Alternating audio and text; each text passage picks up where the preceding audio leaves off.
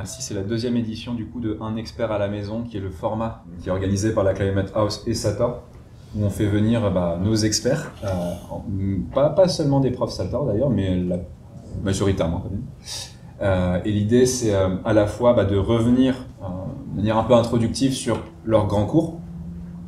En l'occurrence, avec Alexandre, on a sorti ce grand cours qui s'appelle Réussir la transition énergétique il y a peut-être plus un an et demi maintenant.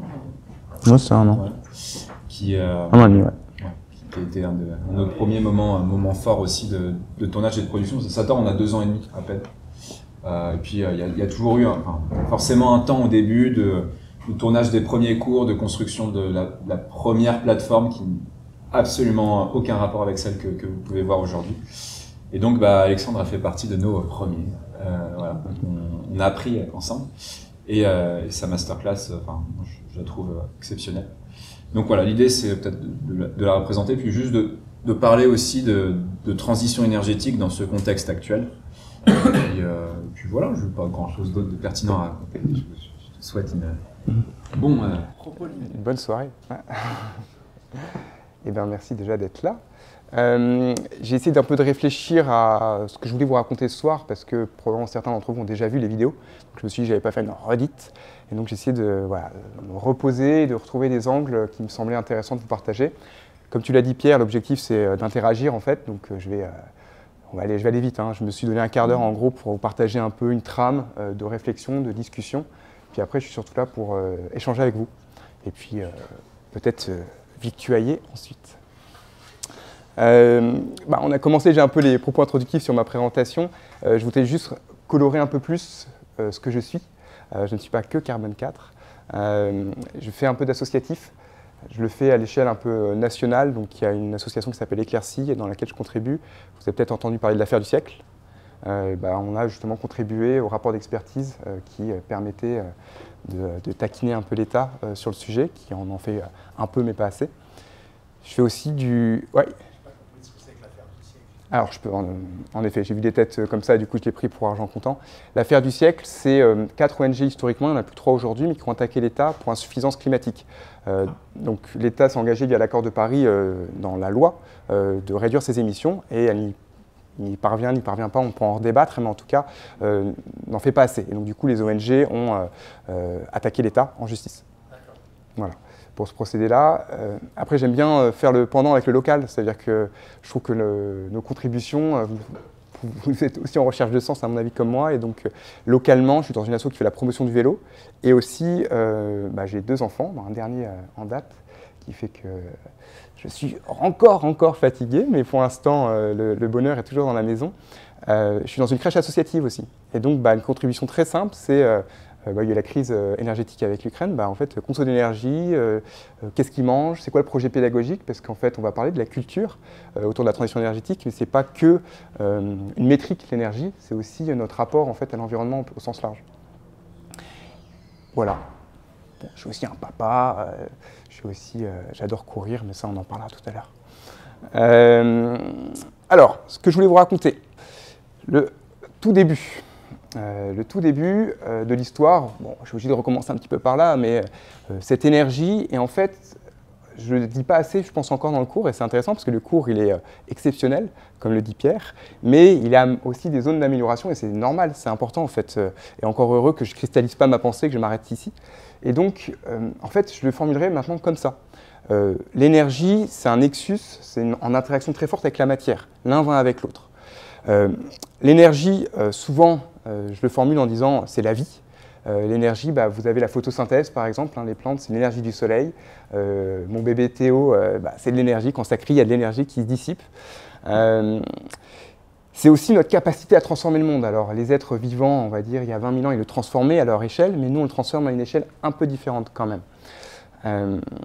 Et ce que j'aime rappeler, c'est le cycle de vie. Alors là, ça va être une côté Carbone 4 pour le coup, mais il est plus important que ça veut dire que l'énergie est partout.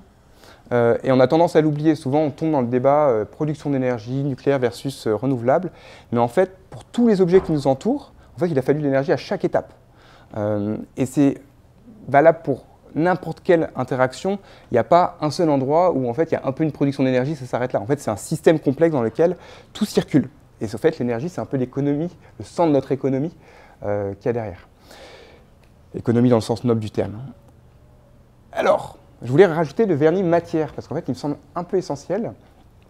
Bon, premièrement, on peut le connecter très vite à l'énergie. Hein. L'énergie fossile, c'est de la matière, en fait, en premier lieu.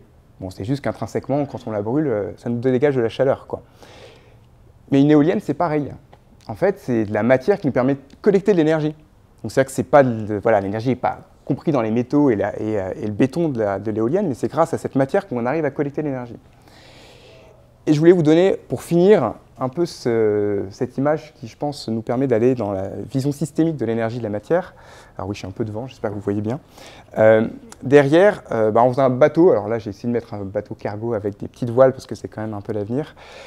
Là, on a des voiles, donc c'est comme l'éolienne. En fait, on a de la matière qui collecte l'énergie. On a de la matière peut-être qui est transportée, c'est un bateau cargo, donc dans lequel il y a peut-être du pétrole. Donc, du charbon, j'en sais rien. Donc, peut-être que c'est la matière qui transporte de la matière dans laquelle il y a de l'énergie. Il faut de la matière pour ce bateau. J'aurais peut-être dû commencer par là, pour permettre le transport. Et on pourrait aussi parler de l'eau. L'eau, c'est de la matière qui permet de transporter aussi et de faire fonctionner un petit peu tout ça. Ici, ce que je voulais dire, c'est vraiment où l'énergie, on la voit comme de la production. On peut se dire que c'est de la consommation aussi, mais en fait, c'est un nexus avec cette matière et qui est vraiment en interaction forte.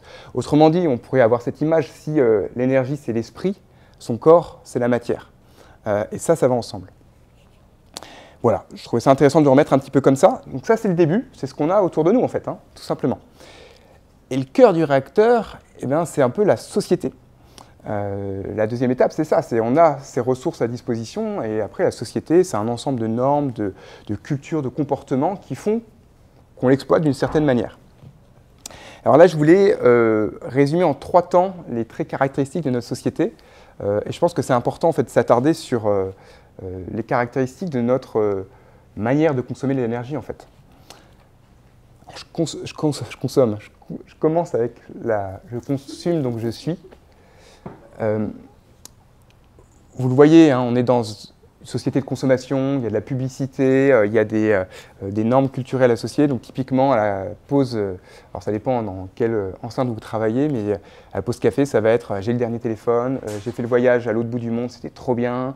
C'est ça nos codes culturels en fait. Et derrière, ça nous définit un petit peu, mais forcément, on oublie d'en questionner les impacts, donc il y a une forme de démesure énergétique et matérielle associée à ces modes de consommation. L'image se suffit elle-même.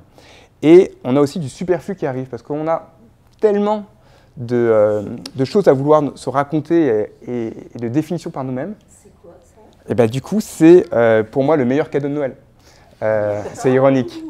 Alors, non, le chat n'a pas encore été digitalisé pour l'avenir. C'est alors, un distributeur de croquettes pour chat à reconnaissance faciale.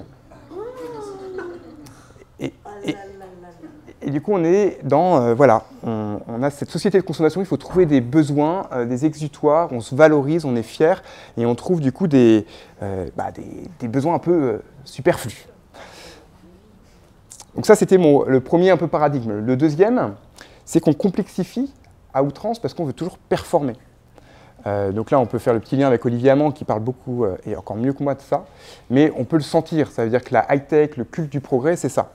On ajoute des couches de complexité pour améliorer notre performance. Vous pouvez prendre par exemple les téléphones, vous voyez les couches qu'on agrège par rapport au besoin initial qui est juste de peut-être téléphoner, peut-être avoir un GPS, mais vous voyez les couches de complexité qu'on agrège. Plus c'est complexe, plus c'est coûteux à réparer, voire même c'est impossible à réparer, voire c'est impossible à recycler. Okay, donc on se rend, les alliages en métaux, donc on se rend un peu fragile par rapport à ça, parce que typiquement, dès qu'il y a un soubresaut, ça casse en fait. Donc vous avez peut-être en tête Taïwan, qui est un exemple, donc il y a quelques années, il y a une immense sécheresse à Taïwan, il faut de l'eau pour produire des semi-conducteurs, et là-bas c'est 2/3 du marché mondial. Ils se disent quoi? On va nourrir notre population, donc les usines elles ne tournent pas, et donc les usines automobiles en Europe elles ne tournent plus, parce qu'il n'y a plus de semi-conducteurs pour ces usines-là. Donc ça c'est juste un petit soubresaut local. Mais on peut penser aussi canal de Suez. Il y a un bateau qui est bloqué pendant une semaine. Qu'est-ce qui se passe? C'était une semaine. J'ai regardé, je pensais que c'était plus long. En fait, une semaine. Bon. à fact-checker, dans le cas, c'est ce que j'ai plutôt regardé récemment à nouveau. Voilà, en fait, on est dans des chaînes globalisées, mondialisées, complexes, et dès qu'il y a un petit truc qui ne va pas, on le sent. Alors imaginez quand la ressource va devenir de plus en plus rare. Et il y a cette fragilité, mais il y a aussi, alors une fragilité pour nous, mais une forme de dépossession. On a tous l'impression d'être propriétaire de nos objets, mais en fait, dès qu'il y a quelque chose qui se casse, on ne sait plus rien faire. Même une chaise aujourd'hui, je ne pense pas qu'elle est pensée pour être réparée. Donc, alors peut-être qu'on pourrait bidouiller un peu plus facilement, et encore que. Ce qui est sûr, c'est que ça nous rend très dépendants du système complexe, et en fait, on a oublié derrière qu'il y a un système mondialisé qui permet derrière de racheter du neuf ou de venir apporter d'autres matériaux. Donc ça, c'est le numéro 2. Et le numéro 3, mon fameux super pouvoir énergétique. Alors Jean-Marc, il en parle très bien, Jean Covici, avec alors je ne sais plus comment il l'avait appelé, mais l'équivalent d'Iron Man, on va dire, avec cette idée que toute l'énergie qu'on a autour de nous, en fait, on en fait des choses assez miraculeuses. On a tellement d'énergie qu'on peut tous avoir une chaise. Bon, ça j'espère quand même que c'est OK. On peut tous avoir un téléphone, on peut tous avoir un logement individuel, on peut tous avoir ce qu'on veut en fait. Et ça, ça nous rend un peu seuls. Parce qu'à force de pouvoir tout faire par soi-même, tout seul dans notre coin, même les réseaux sociaux sur les téléphones qui sont un peu le vecteur du rapprochement, ça nous éloigne.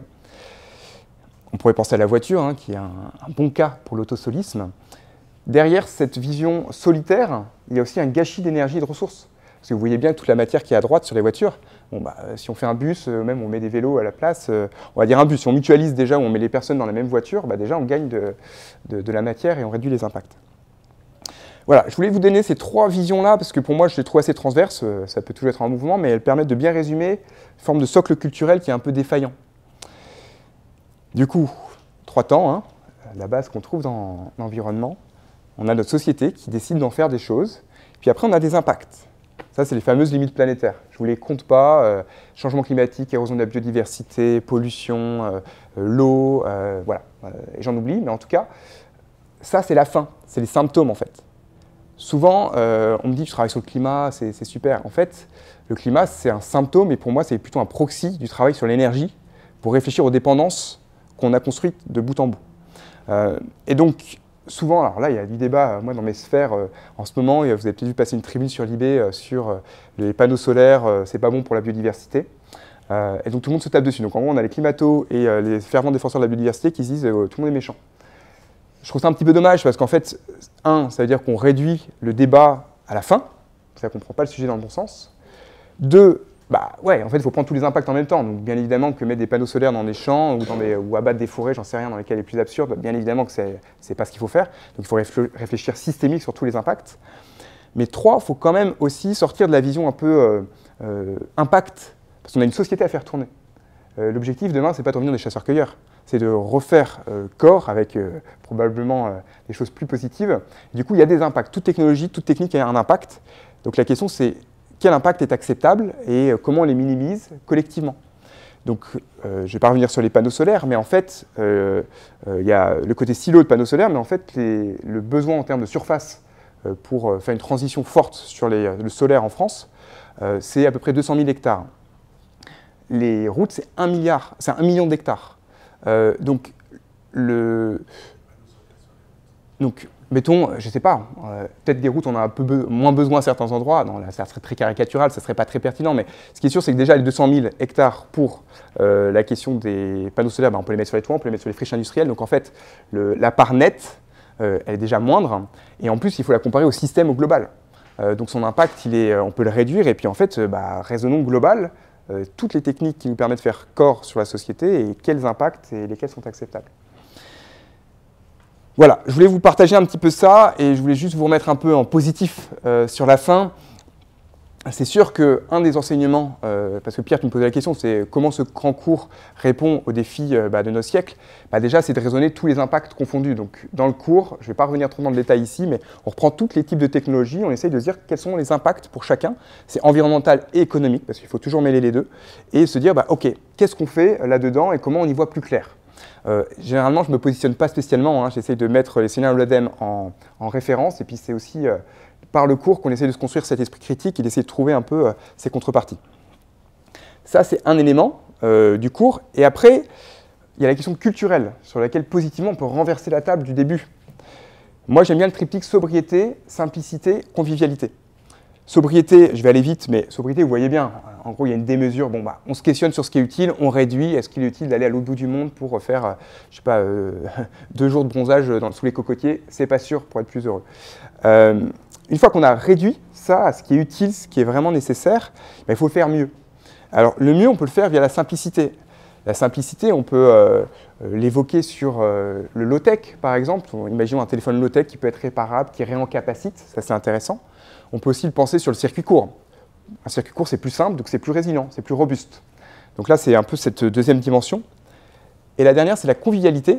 Moi, je la trouve assez chouette parce que, alors ouais, il y a la petite, pour ceux qui ont reconnu. Il y en a quand même un qui, invariablement, n'est pas convivialisé. Mais est-ce qu'il ne fait pas partie du convivial au global? On peut en redébattre. Bon, il y a quelques épisodes, et je crois qu'il y a un épisode où il est à table. Mais en tout cas, cette question, elle est cruciale. Je la mets à la fin parce que c'est la plus dure et elle est plus lointaine par rapport à la matérialité physique de la transition énergétique. Mais en fait, le cœur de la réponse, elle est là aussi. Ça veut dire que si on mutualise sur les voitures, ça veut dire qu'on recrée de la convivialité parce que les gens se parlent. Par exemple, une perceuse, j'utilise souvent cette stat, mais c'est 12 minutes d'utilisation réelle en moyenne sur une durée de vie. Qui demande à son voisin, en fait? Qui demande ici même, mais accessoirement, moi je balaye devant ma porte, hein, moi-même ayant habité dans Paris intramuros, je n'ai jamais demandé un appareil à raclette à mes voisins, j'avais le mien. En fait, on pourrait partager un appareil à raclette, on l'utilise 1-2 fois. Là. Bon, après, il y a peut-être des gens qui ont une aversion au fromage, mais en tout cas, voilà, pour ceux qui sont familiers avec ça, c'est... Voilà. Donc, ça, pour moi, c'est un peu cœur parce qu'il y a des co-bénéfices, bien évidemment, sur le bonheur, mais en fait, c'est aussi matériel. C'est un mélange de tout ça, mais forcément, on mutualise, on réduit les impacts physiques. Alors ça, c'est la vision un peu idéologique, et je finis après sur la dernière slide. Et je voulais vous partager, moi, mes réflexions qui me taraudent tout le temps, parce qu'en fait, toujours, c'est compliqué, les concurrents vont pas s'y mettre, donc moi, j'y vais pas. Non, mais personne n'est prêt. Quand j'en parle avec... Comment? C'est le triangle de l'inaction. Ouais, triangle de l'inaction. Chacun, il trouve son argument. Quand je suis avec mes grands-parents, c'est « Non, je trie déjà mes déchets, c'est super. » Bon, comment on parle aux gens, en fait? Et c'est important de rendre ce sujet attractif, pertinent dans le quotidien des gens. Et du coup, moi, je trouve 3 éléments qu'on met très bien en sortie de secours et qu'on essaye toujours de garder en ligne de fond. Un, c'est de parler de souveraineté. Aujourd'hui, on est dépendant sur les énergies fossiles, mais ce n'est pas que ça. On est dépendant sur nos médicaments. On importe plus de voitures qu'on en achète. Alors déjà, il faut faire moins de voitures, mais même sur les voitures où on va être cocorico, on en achète plus qu'on en produit sur notre territoire. Donc il y a une dépendance sur les compétences, sur la question de la dépendance énergétique, matérielle, sur finalement notre avenir. Ça veut dire qu'on n'est pas souverain aujourd'hui. Si le monde va mal, en fait, on va aller très mal avec. Parce qu'on n'a pas les moyens aujourd'hui pour choisir un peu mieux notre destin. Ça ne veut pas dire qu'il faut être 100% indépendant. Mais en tout cas, on a de la marge de progrès. Il y a la question du pouvoir d'achat. On n'en parle pas assez, mais la sobriété, bien évidemment qu'elle est difficile, mais en fait, au cœur de ça, en réinterrogeant ce qui est superflu, on génère du pouvoir d'achat. Quand on achète un peu moins de vêtements, parce que 2 tiers des vêtements dans le monde qui sont produits, ils ne sont pas portés plus d'1 an. Donc ce qui est sûr, c'est que la fast fashion, on voit très bien qu'il n'y a pas de sens. Donc si on arrive à questionner son rapport à ça, déjà on fait un peu d'économie. Le vélo à la place de la voiture, pour ce qui est possible en ville, c'est des économies. Voilà, il y a plein d'éléments autour de la sobriété qui sont généralement très forts sur la question du pouvoir d'achat.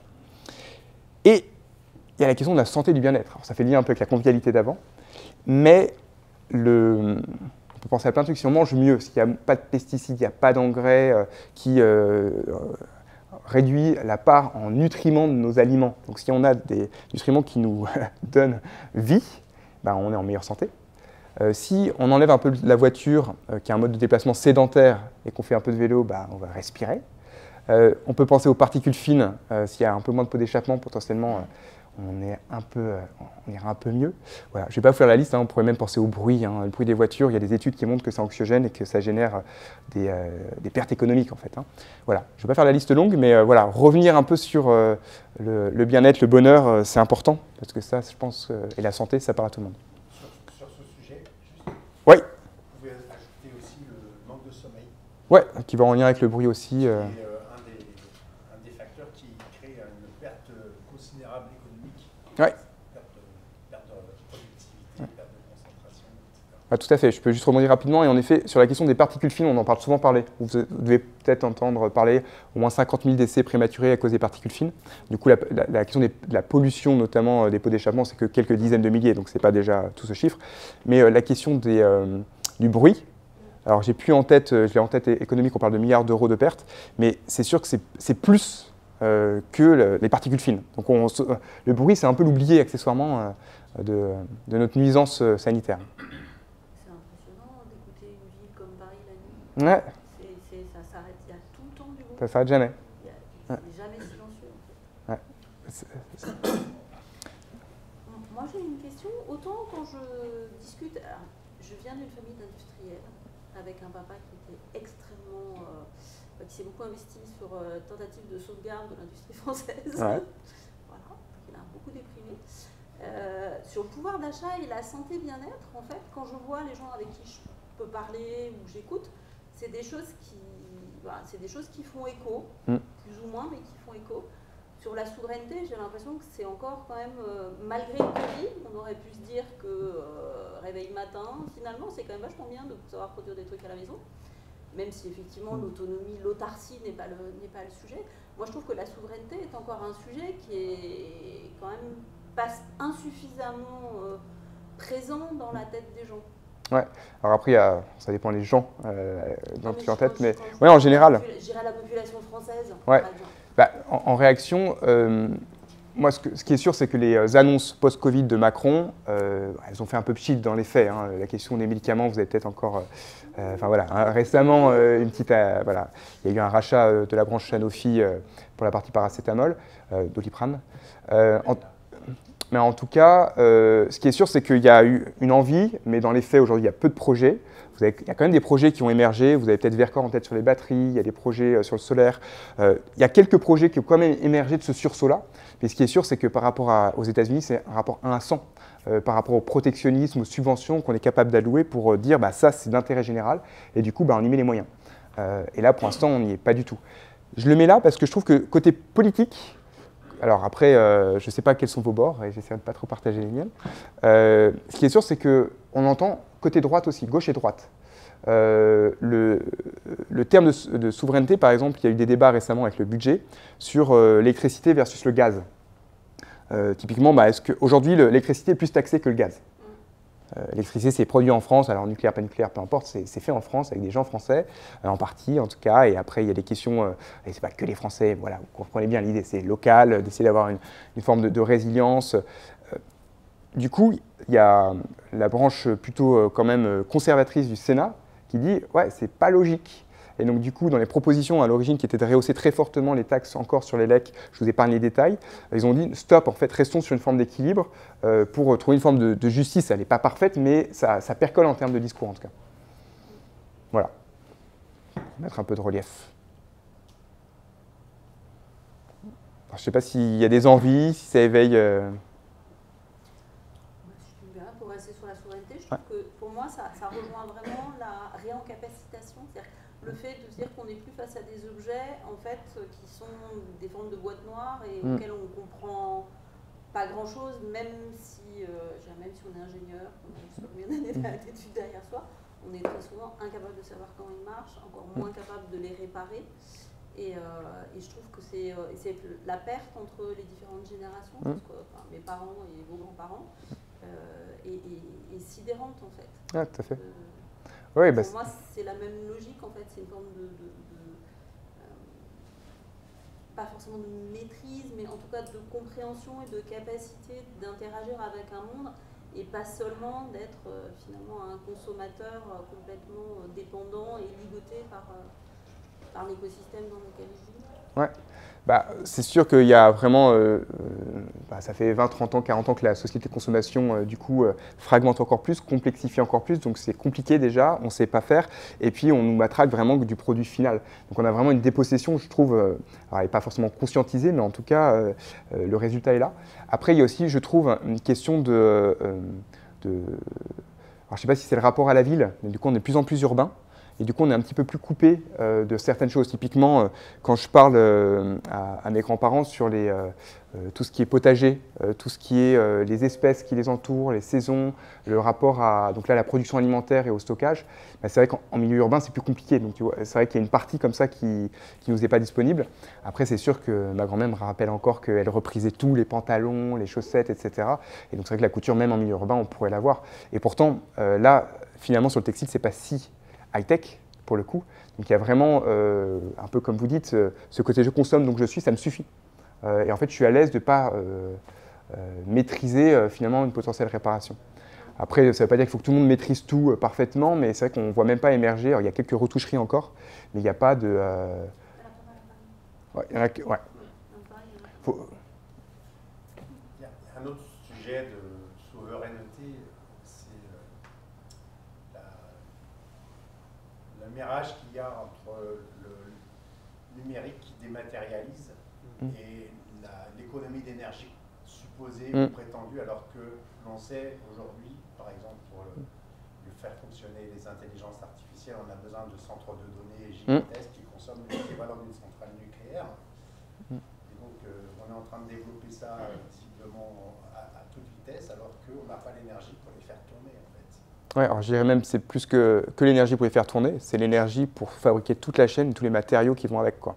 Donc, et là, raisonnement cycle de vie, hein, donc un téléphone ou un produit électronique, déjà lui, il a été fabriqué, il a fallu de l'énergie, des matériaux, il faut un centre de données, il faut des lignes de télécommunication, enfin voilà, il faut tout ce système-là.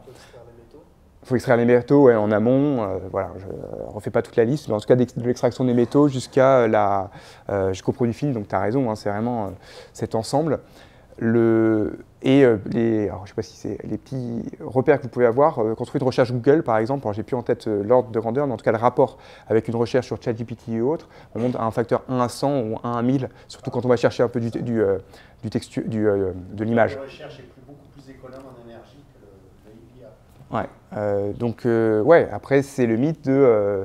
vous avez peut-être entendu parler de Cédric Villani sur ce sujet-là, mais typiquement, l'intelligence artificielle, c'est le mythe qu'on va avoir iRobot, on va avoir une intelligence surnaturelle qui va venir ici résoudre ou dire les humains, vous faites que des bêtises, on va être meilleur que vous. En fait, l'intelligence artificielle, c'est une fonction mathématique. Donc c'est déterministe dans l'idée de si je redonne la même chose, j'ai beau avoir entraîné quelque chose, à la fin il me donnera les mêmes résultats. Une fois que c'est entraîné une fois, c'est stabilisé. Et donc en fait, il y a un mythe autour de l'intelligence artificielle. La recherche Google il y a 20 ans, c'était de l'intelligence artificielle, il y a 30 ans, c'était de la recherche l'intelligence artificielle.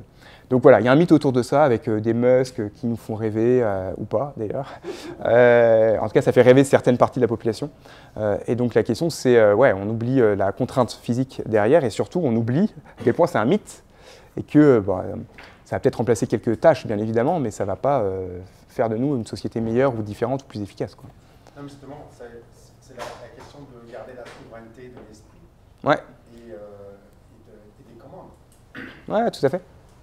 Au-delà du problème de l'impasse ressources ouais. et énergiques dont on ne parle pas du tout. Ouais, et ce qui est sûr, c'est sur l'énergie, je peux juste vous dire quand même qu'en Europe, les data centers, c'est autour de 5% de la consommation d'électricité. C'est projeté pour monter en quelques années à 10%. Hein. Donc là, aujourd'hui, ça se voit finalement pas tant que ça, mais ça commence à se voir en fait. Hein. Donc là, dans 5 ans, ouais, je ne sais pas où on sera dans 5 ans, mais en tout cas, sur cette partie-là, à un moment, ça va s'arrêter. Hein. Ouais. Quand on liste tous les enjeux que tu as dressés, donc réduire notre empreinte matière, réduire les émissions de gaz à effet de serre, renforcer la souveraineté, etc., tout ça implique de transformer l'économie. J'ai du mal avec le discours qui consiste à dire en faisant du bénévolat 2 heures par semaine, on va arriver à changer le monde. Non, il faut transformer l'économie. Et donc, à la fin de ton concertor, je me dis super, c'est un bon format, ça a bien dressé les enjeux. Et je me dis que l'étape d'après, ce serait un peu à la manière du Shift Project avec le plan de transformation de l'économie française, ce serait de réfléchir à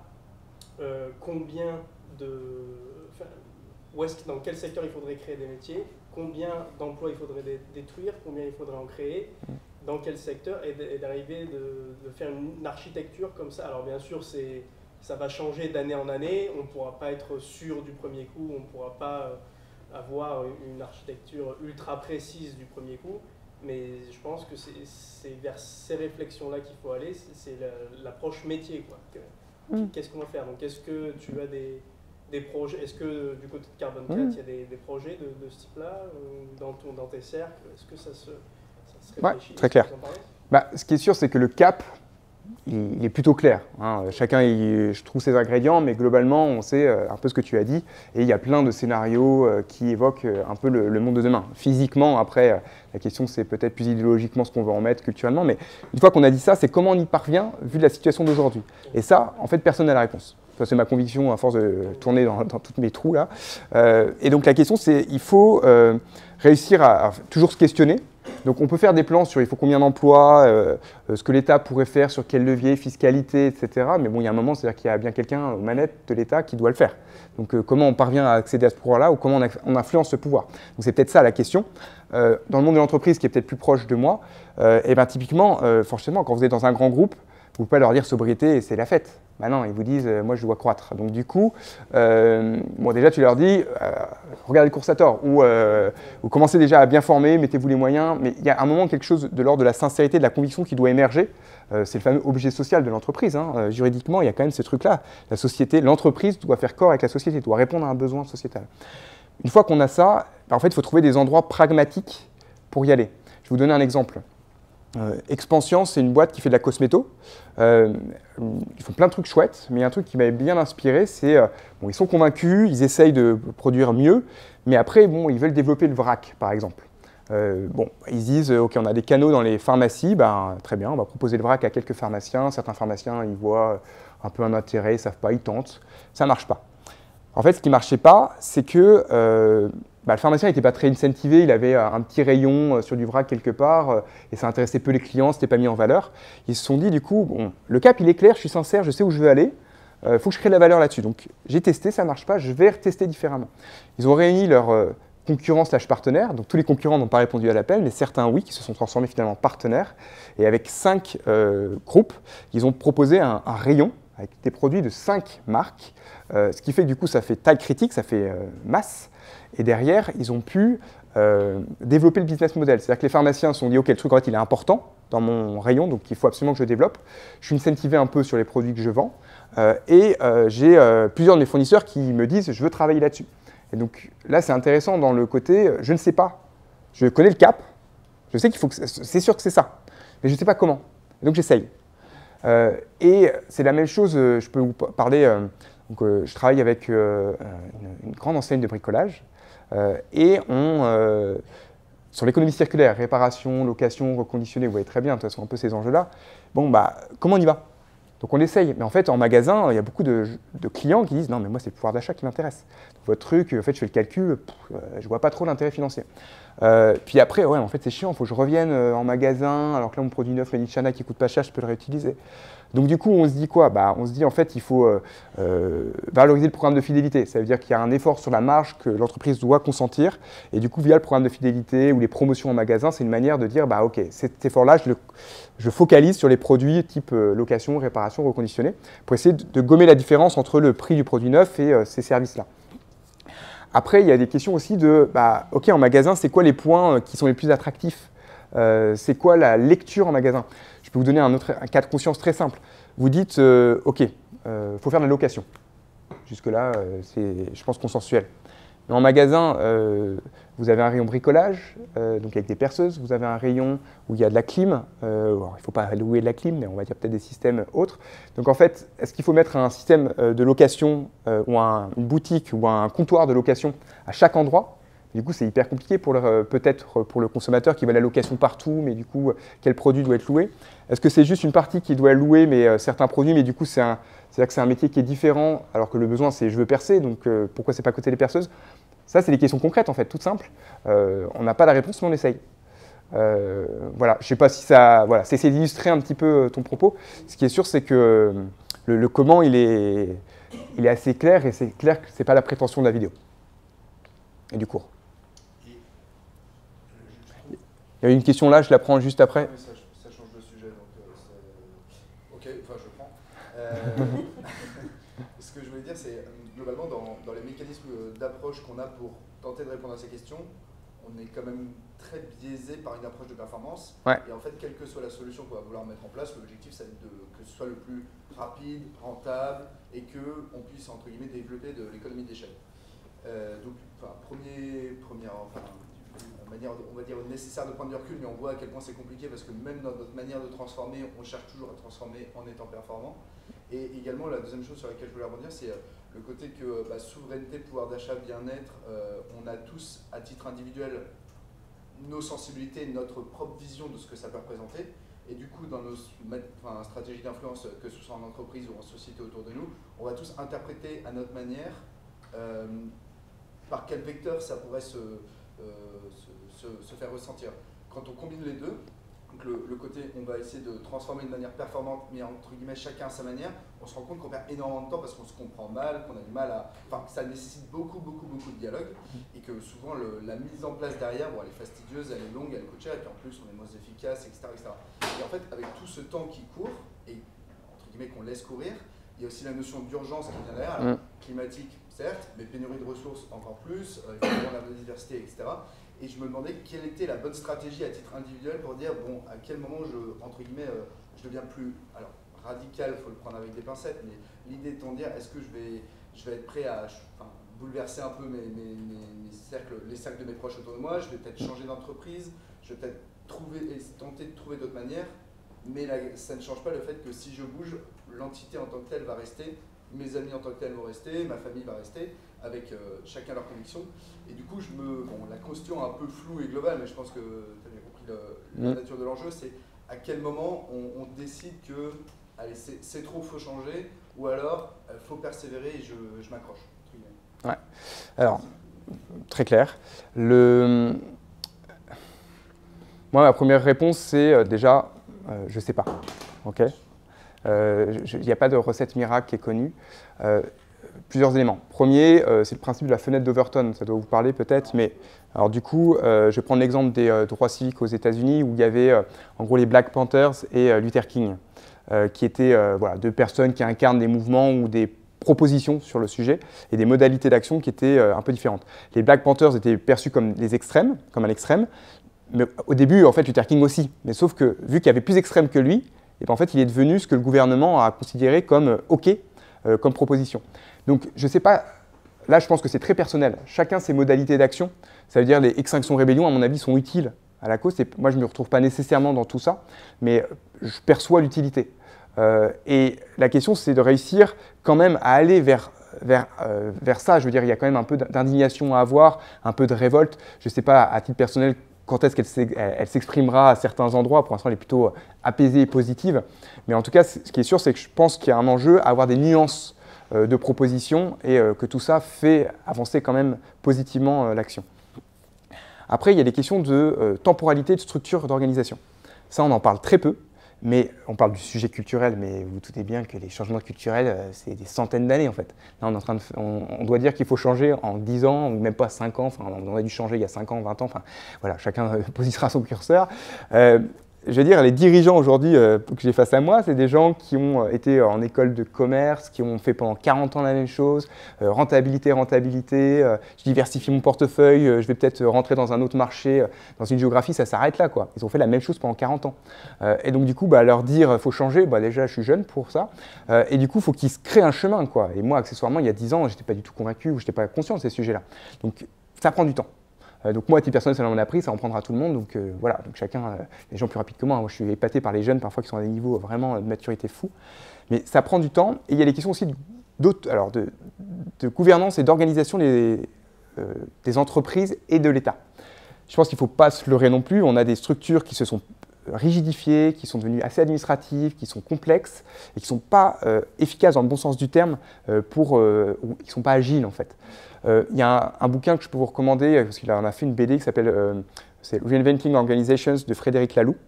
En gros, il pose les modes d'organisation des entreprises ou même du clergé, de l'État.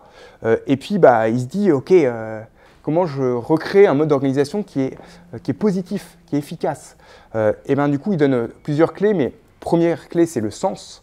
C'est-à-dire qu'il y a beaucoup d'entreprises et d'États, il y a une perte de sens en fait. Collectivement, ma femme travaille dans une agence publique d'État, clairement, il n'y a pas de sens. Pourtant, le cœur et la raison d'être de cette agence-là a du sens, mais collectivement, on ne sait pas vraiment c'est quoi l'histoire, où est-ce qu'on va embarquer. Il y a plein de paradoxes au sein du truc. Il y a des gens qui... Enfin, le sens n'y est pas. Et à partir du moment où il y a du sens, je vais prendre par contre l'exemple de Carbone 4, en fait, il y a un collectif qui est assez lucide, mais enthousiaste, et qui avance en fait. Parce que le sens, il est très clair pour tout le monde a priori. Alors, il a toujours hétérogène, mais il est proche. Donc c'est pas parfait, mais déjà ça donne un peu une énergie, un cap, parce que sinon il y a de l'incompréhension dans la manière de s'exprimer. On n'est pas parfait dans la communication chez Carbone 4, mais voilà. Il y a les questions aussi d'autogouvernance. Vous voyez très bien, on a une structure pyramidale qui monte, donc on a des DG qui sont là à écouter des presses toute la journée, à prendre des décisions sans forcément connaître les sujets. J'ai des personnes avec lesquelles je travaille pour préparer les presses face aux DG. On passe des heures, on est au mot-clé près, à la couleur près de la police, parce que ces gens-là, ils ont une demi-heure d'attention dans l'année du DG. Alors vous imaginez la pertinence des décisions du DG. Alors il y a des gens qui sont brillants, bien évidemment. Bah ouais, mais en fait, ils vont se rapprocher de leur socle de valeurs, à savoir qu'est-ce qui se ressemble, qu'est-ce que je sais déjà faire, comment je peux faire des analogies. Bah, du coup, ça entretient le business as usual, la situation actuelle, quoi. Et donc, il y a des organisations, donc je ne vais pas en citer, mais qui réfléchissent. Je trouve que le mot autogouvernance, il est assez fort. C'est-à-dire on réduit, on descend la responsabilité, les prises de décision au maximum. On a tous la capacité à prendre des décisions à notre niveau. On n'a pas besoin d'avoir 4 signatures d'un dossier administratif pour savoir qu'on peut prendre un congé, quoi. Et donc, c'est osé. C'est pas chez nous, hein. Ouais, ah non, mais je pourrais parler du coup de ma femme, mais il y a des trucs qui... alors voilà, je ne veux pas stéréotyper toute la fonction de... Mais c'est stratosphérique sur ces enjeux-là. Donc il y a aussi dans les modalités d'action qu'il faut se réinventer. Alors là, voilà, je parle aussi avec le socle culturel et la temporalité que c'est, mais je pense que c'est intéressant. Ça veut dire que d'un côté, il faut du sens, mais de l'autre côté, il faut aussi les manières de travailler avec. Donc c'est un peu... voilà. Des éléments de réponse, c'est à nouveau... mais c'est vrai que quand je conseille pas que sur le sens, le fond, et le truc très quanti. Ça dépend aussi quel est l'auditeur en face ou l'auditrice, surtout souvent des auditeurs, malheureusement. Et il y a la question de la gouvernance de l'orga, des moyens, du recruter des gens, des compétences. Ça, c'est clé, en fait. Et ça, c'est évident que si on l'oublie, en fait, on n'a qu'une réponse d'ingénieur, quoi. Et puis, bon, je parle pour ma paroisse, mais en tout cas, elle est assez stérile. Est-ce que si je peux compléter là-dessus, dans le début de votre question, il y avait une partie l'échelle de ce que je fais moi à l'échelle individuelle. Donc, on ne sait pas, en tout cas pas encore ce qu'on fait les uns et les autres, mais sur cette échelle-là, je voulais juste renforcer 2 points dans ce que tu disais. Le premier, c'est ne pas négliger notre capacité d'influence propre et notre capacité à pouvoir raconter un récit et faire des choix qui vont donner envie à d'autres gens de faire. Et cet effet d'influence, on a toujours tendance à l'auto-négliger parce que on n'est qu'un individu parmi tant d'autres, mais en fait, et là je vais peut-être faire un témoignage, on est rejoint Carbone 4 il y a moins d'1 an, les récits en interne de week-end génial fait à vélo, de façon différente de consommer le midi parce qu'on est végétarien, etc., en fait ça donne envie et ça influence les autres personnes. Et je pense qu'ils n'en ont pas, enfin les collègues n'en ont pas forcément conscience parce que c'est leur quotidien, c'est juste leur façon de vivre, mais il y a cet effet capacité d'influence. Et il y a 2 éléments importants pour moi à l'échelle individuelle aussi, c'est connaître l'impact de ce que je vais faire. Donc là, la compréhension de son empreinte carbone personnelle, tu parlais de MySetu, mais il y a des calculateurs en ligne aujourd'hui gratuitement qui permettent de le savoir. Qui permettent de savoir ce que je fais, est-ce que ça a un impact ou pas, à quel niveau, arrêter la viande versus moins prendre l'avion, versus... Enfin, il y a plein d'effets d'action possibles. Donc avoir conscience de quel impact ça aura. Et être très, très humble, c'est-à-dire que pour quelqu'un, l'effort par personne est très différent. Le renoncement n'a pas la même valeur.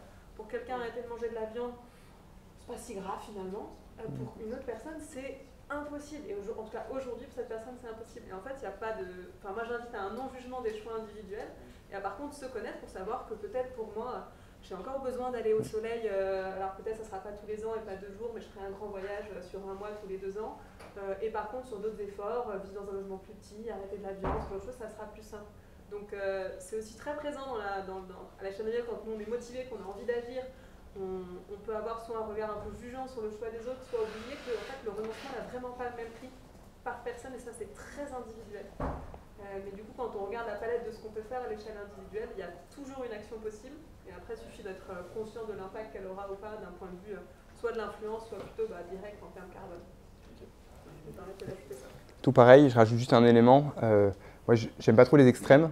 Donc ça veut dire que typiquement, ne plus manger de viande, ne plus prendre l'avion, ça rebute. Et accessoirement, ce n'est pas forcément l'objectif en fait. L'objectif, c'est moins mais mieux. Donc voilà, travaillons ça, mais essayons d'être aussi nuancés dans les... déjà, comme tu l'as dit, ne pas donner de leçons, mais aussi ne pas porter un message comme s'il fallait être dans un extrême pour être le héros du climat. C'est pas ça en fait qui est demandé. Est-ce que la question du sens que tu évoquais sur le fait dans une entreprise, c'est-à-dire que en fait, je pense que c'est largement partagé, hein, on en a beaucoup parlé, c'est aussi alors on peut le traduire par la raison d'être, ou en tout cas le projet. Moi, je me dis qu'à l'échelle même de nos sociétés, j'entendais ce que tu disais par rapport au plan de transformation de l'économie française, il faudrait faire ci, ça. Moi, je pense qu'une des difficultés importantes, c'est d'arriver à redonner un imaginaire qui corresponde à un projet de société à l'intérieur duquel on peut collectivement se reconnaître, même si individuellement, en tant qu'individu, mais même en tant qu'entreprise, on va le traduire de façon différente, mais à l'intérieur d'un imaginaire que moi, enfin, quand tu dis ma génération, je me réfère pas mal au Conseil national de la résistance, par exemple, parce que ça donne finalement un sens, un cadre, des valeurs communes partagées et un projet de société à l'intérieur duquel on développe plus facilement cette glorieuse. Mais et moi, j'ai le sentiment que ça nous manque aussi, ça, d'un point de vue société, pays et même humanité au sens large, en fait. Ouais, alors c'est... il y a le sujet, alors j'utilise le mot décroissance, mais c'est peut-être pas le terme est un peu obus, vous le savez. Derrière, c'est cette idée un petit peu là, de vivre mieux, de vivre plus apaisé, d'aller chercher tous ces bénéfices-là. Ça, c'est quand même assez théorisé. Ce que je veux dire, c'est qu'il y a quand même de la matière pour créer ce récit. Après, il y a des modalités, il y a beaucoup d'œuvres artistiques qui permettent de créer le récit plus collectivement. Ce qui est sûr, c'est qu'il y a quand même l'État qui a un rôle capital ici et qui manque à son devoir, en fait, depuis quand même des décennies, d'avoir un cap clair et de se dire on veut être plus fort, plus heureux, en meilleure santé. Et ça, on ne peut pas... voilà, les entreprises ont leur part, mais je pense que l'État, c'est quand même là où les règles du jeu se font. Et donc, même si on a réduit cette part et ce pouvoir-là, il y a quand même un rattrapage qui doit s'opérer. C'est vrai que moi, à titre personnel, j'ai été très frustré, par exemple, de la guerre en Ukraine, parce que là, il y avait une occasion pour peut-être créer un début d'histoire, pour se dire, alors je ne sais pas si Poutine doit être le grand ennemi pour rassembler, mais en tout cas, on subit une crise énergétique, donc c'est-à-dire que le pouvoir d'achat, on ne va peut-être pas avoir assez d'énergie pour l'hiver. Il y avait quand même matière à avoir de l'émotionnel, même s'il fallait transformer en positif, pour se dire, ok, faisons front commun. Mais pourquoi? Pour aller où? Et ça, c'est un peu une occasion manquée. Il y en aura d'autres. Mais c'est vrai que la question, c'est comment ce récit se réinvente. Il y a certaines entreprises qui arrivent à le créer. Hein. Je vais m'arrêter parce que je pense qu'on arrive un peu sur la fin, je ne sais pas trop. 10 minutes, il reste? Ok. Je vous cite du coup une entreprise qui m'inspire et après je reviens vite fait sur l'État. Loom, vous connaissez cette entreprise-là? Loom, L-O-O-M, j'en ai parlé un petit peu dans le cours, mais elle est hyper chouette. C'est une entreprise du textile qui dit quoi? Fast fashion, ça va pas, on en a parlé tout à l'heure. Donc il dit déjà, premier sujet, c'est de faire moins. Donc faisons moins, je vais arrêter de faire du marketing, on va arrêter de faire des promos, on va arrêter sur le site de dire ok, il y a 13 personnes qui sont en train de regarder le même article, il ne reste qu'un seul article, il va falloir vous dépêcher de l'acheter. Voilà, toutes ces techniques-là pour avoir déclenché l'achat impulsif, donc déjà on fait moins. Puis après le mieux, dans le côté, il faut quand même que j'offre des vêtements à un prix raisonnable, donc je vais me positionner au Portugal, ok, économiquement ça a du sens. Environnementalement aussi, parce que le mix électrique du Portugal est plus décarboné que celui en Chine. Et puis, c'est un peu plus proche. Donc, d'un point de vue empreinte carbone, c'est aussi plus faible. C'est intéressant comme positionnement, parce que là, du coup, il y a une vraie histoire qui s'est créée au sein de Loom et à l'extérieur de Loom, grâce à cette proposition de valeur. Et après, sur la question de l'État, on y reviendra. Je pense que l'État, c'est assez clair qu'il y a quelque chose de l'ordre du politique qui doit aussi se débloquer. Et ça, j'ai pas la clé là. Hein. Mais, et on part pas. Voilà, le contexte est assez morose, mais ce qui est sûr, c'est que si on y va petit bout par petit bout d'influence comme ça, c'est évident qu'il faut y aller, que ça va faire bouger les choses, mais à un moment, les bases vont être vraiment très fortes. Et la question, c'est est-ce que l'État va bifurquer dans je passe en mode autoritaire et en mode réactionnaire, ou est-ce que je me dis, ok, j'ai compris, et là, j'ai enfin l'ascendant, le pouvoir de enfin mettre en place ce récit, et puis du coup, on y va. Mais là, boule de cristal que je n'ai pas. Est-ce que, je sais pas si quelqu'un avait une question. Une question, vas-y. J'ai déjà parlé. Oui, moi j'avais une question. Attends, on va prendre Hugo au fond, vu qu'il n'a pas encore posé de questions. Et puis après, on fera un Shifumi. Mais on prend les 3 questions. On note les 3 questions. Il y a 3 questions. 4 questions? Tu te rends si tu veux? Non, 3. C'est juste pour la blague. Du coup, moi, c'est 2 sujets sur lesquels j'aimerais t'entendre rapidement, si tu es d'accord. Le premier, c'est tu parles de sobriété. Est-ce que la sobriété est compatible avec la croissance du PIB, le sujet de découplage absolu, type 3 pas, et du coup l'avenir du capitalisme par rapport à ça? Et le deuxième sujet, c'est tu parles de transition énergétique, donc c'est beaucoup d'émissions de CO2, d'empreintes carbone, etc. Et ma question, c'est si demain, expérience de pensée, on avait la fusion nucléaire à échelle, est-ce que ce serait la pire ou la meilleure chose pour l'humanité? Génial. Alors, première question. PIB, découplage, sobriété, est-ce que c'est compatible? Ça ne l'est pas. Mais en fait, c'est assez clair, c'est démontré. Ça veut dire que la question d'accroître la consommation d'énergie et d'avoir un découplage avec le PIB, ça ne va pas. Parce que l'énergie, plus on a d'énergie, plus on produit, plus on consomme. Donc en fait, c'est lié. On peut bien évidemment faire un découplage partiel sur l'intensité carbone, mais c'est des jeux de magiciens. Donc fondamentalement, la question c'est que y a une descente énergétique et matérielle qu'il faut opérer, qu'on le veuille ou non, de toute façon elle va s'opérer. Derrière, c'est économiquement comment on la retranscrit. Est-ce que, en fait, on est habitué à un PIB qui a été structuré d'une certaine manière et que c'était déjà le seul indicateur économique. Donc la question c'est est-ce que c'est le bon indicateur? Donc déjà on pourrait débattre. Après, au jour le jour, on peut faire des expériences de pensée, comme tu le suggères. Si aujourd'hui j'achète un t-shirt chaque jour, parce que j'adore ça, donc j'achète ça à 5 €, made in China, pas cher, voilà. J'en achète, imaginons, 10. Ça fait un budget de 50 €. Si à l'opposé, je me achète maintenant, j'ai besoin en fait que d'un t-shirt par mois, je pense même un peu moins, mais imaginons que j'ai besoin que d'un seul t-shirt, je vais l'acheter 30 €, made in France, ce que tu veux, donc du coup moins d'impact, etc. Et puis en fait, il y a du coup 20 € là qui sont en différence par rapport à avant. Voilà, j'essaie juste de le mettre là. Ce qui est sûr, c'est que ces 20 €, la question c'est est-ce que ça détruit de la valeur quelque part? Donc peut-être qu'elle n'est pas chez nous déjà. Donc la question c'est est-ce que le PIB en France, finalement, il continue à être stable? Parce que c'est fait en Chine en fait. Est-ce qu'on ne pourrait pas renchérir le prix du 30 € pour dire en fait, ça consomme de la matière, ça consomme de l'énergie, c'est précieux. Donc en fait, on pourrait peut-être plus taxer l'énergie et les ressources que les emplois. Donc potentiellement, on pourrait remettre le t-shirt à 50 €. Donc on crée une inflation associée en fait à ces produits qui sont meilleurs pour l'environnement. Et donc finalement, je pense, il n'y a pas beaucoup d'études qui essayent de traiter le comment sur économiquement on arrive à décroître physiquement.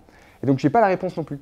C'est-à-dire que je ne sais pas te dire, là en expérience de pensée, je peux trouver des raisons de penser qu'on peut avoir un PIB stable et faire une descente physique très forte parce que le PIB en fait il n'aura plus rien à voir avec celui d'aujourd'hui.